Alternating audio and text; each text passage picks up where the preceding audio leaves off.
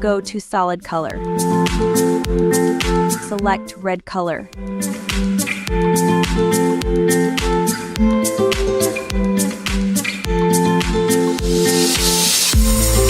Now select the layer. Now select multiply. And select mask layer. Or press Ctrl-I.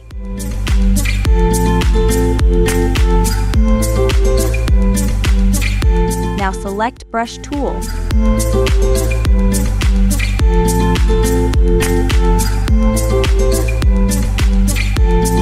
And apply it on object.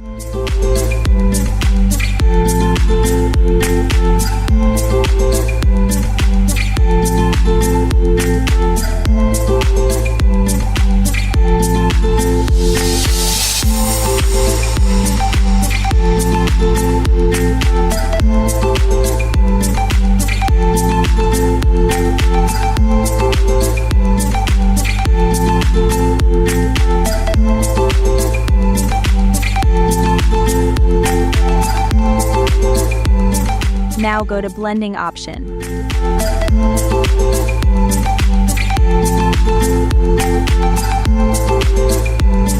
And set underlaying layer.